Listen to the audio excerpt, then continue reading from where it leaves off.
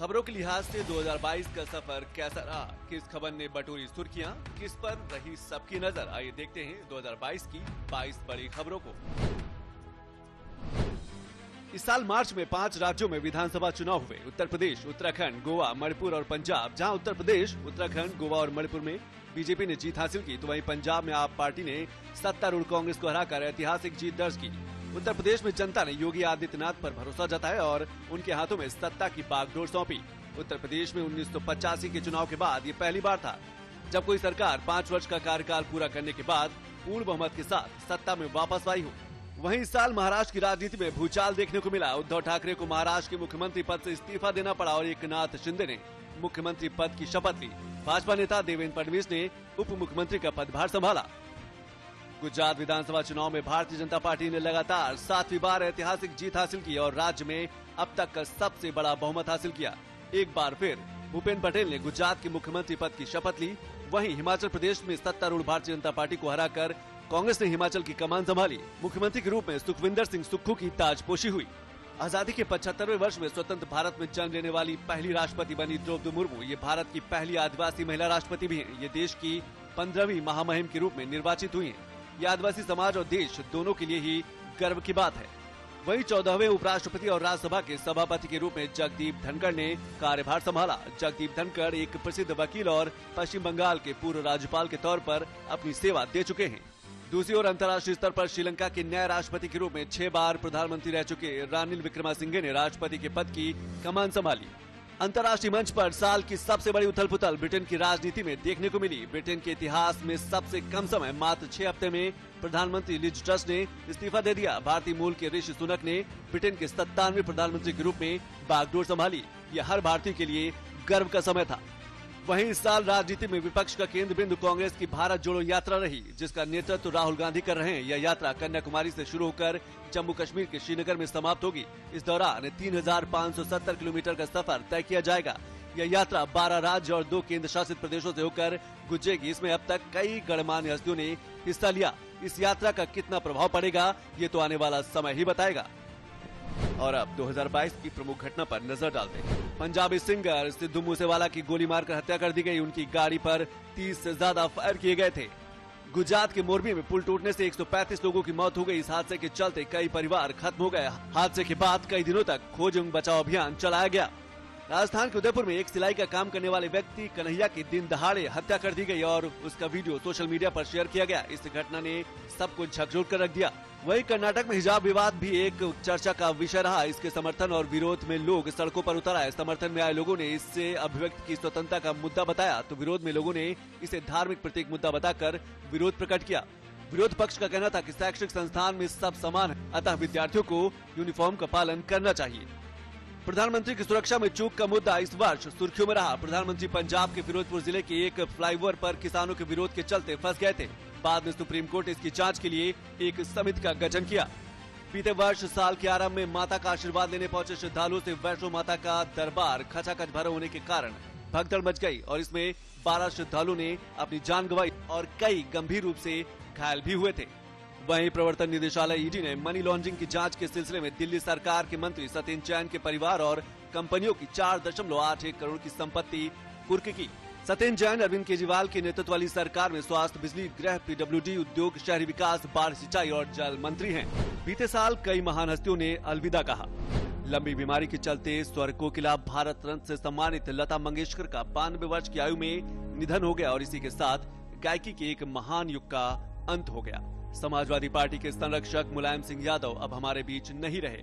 ये अखिलेश और समाजवादी पार्टी के लिए एक अपूरणीय क्षति है। टाटा ग्रुप के पूर्व चेयरमैन साइरस मिस्त्री की एक सड़क दुर्घटना में मृत्यु हो गई। इन सभी महान हस्तियों को दूरदर्शन परिवार की तरफ से भावपूर्ण श्रद्धांजलि। अंतर्राष्ट्रीय स्तर पर बीते साल क्या कुछ हुआ, उस पर भी एक नजर डालते हैं। रूस ने दक्षिण पश्चिम में अपने पड़ोसी यूक्रेन पर बड़े पैमाने पर आक्रमण शुरू कर दिया। यह युद्ध रूस यूक्रेन युद्ध की नाटकीय वृद्धि को चिन्हित करता है। यह युद्ध रूसी राष्ट्रपति व्लादिमीर पुतिन के 1997 के बाद नाटो के विस्तार से अपने देश की सुरक्षा के लिए खतरा मानते हुए शुरू हुआ।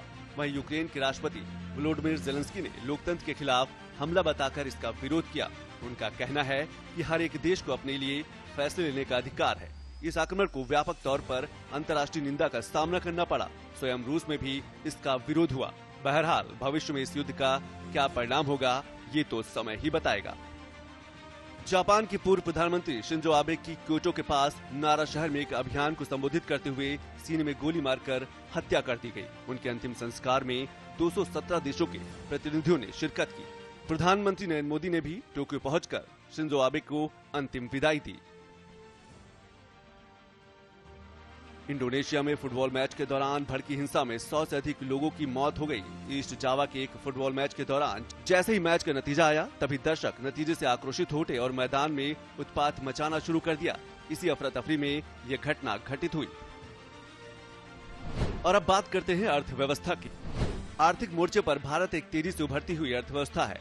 एनओसी के अनुसार भारत की ग्रोथ रेट तेजी से बढ़ी। भारत अब दुनिया की 5वीं बड़ी अर्थव्यवस्था बन गया है, जहां उसने ब्रिटेन को पीछे छोड़ दिया है। विश्व बैंक के अनुसार भारत की जीडीपी इस वित्तीय वर्ष में 6.5% से बढ़कर 6.9% हो गई।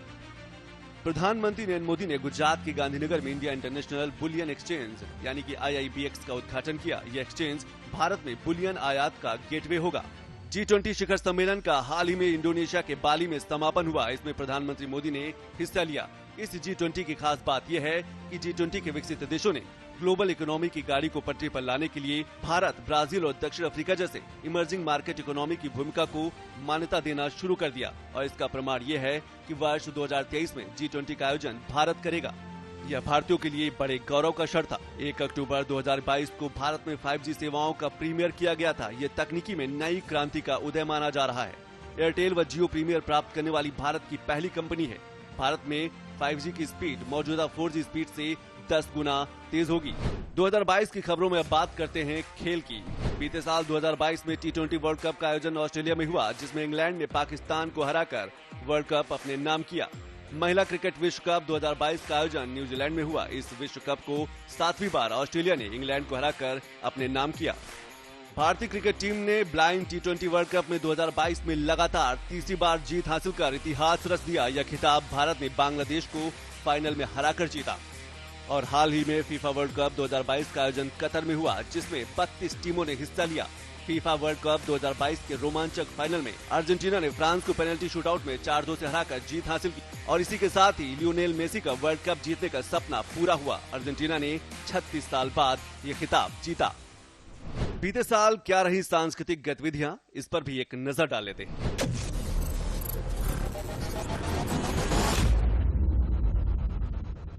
भारत देश के स्वतंत्रता के 75 साल पूरे होने का जश्न आजादी का अमृत महोत्सव के रूप में मनाया जा रहा है। इस महोत्सव के तहत हर घर तिरंगा अभियान का शुभारंभ किया गया। आजादी का अमृत महोत्सव की शुरुआत प्रधानमंत्री मोदी ने साबरमती आश्रम से एक पदयात्रा को हरी झंडी दिखाकर की। सांस्कृतिक मंत्रालय भारत सरकार द्वारा हर घर तिरंगा फहराने और सोशल मीडिया पे डिस्प्ले फोटो लगाने का आग्रह किया गया। इस महोत्सव ने भारत को एक नए रंग में रंग दिया। ये महोत्सव पूरे भारतवर्ष में एक त्योहार की तरह मनाया जा रहा है। आसमान को पाना है, आसमान से आगे जाना है। नए भारत की नई कहानी अब आसमान को सुनाना है। उत्तर प्रदेश के वाराणसी में महीने भर चले काशी तमिल संगमम का उद्घाटन प्रधानमंत्री मोदी ने किया। ये दो संस्कृतियों को जोड़ने का एक अनूठा प्रयास था। इस संगमम में अनेक सांस्कृतिक कार्यक्रमों और खेलों का आयोजन हुआ। इस कार्यक्रम में अनेक गणमान्य लोगों ने हिस्सा लिया। इस संगमम से एक भारत श्रेष्ठ भारत के सपने को साकार करने की प्रेरणा मिली। यह काशी को रामेश्वर से जोड़ने की एक मुहिम थी।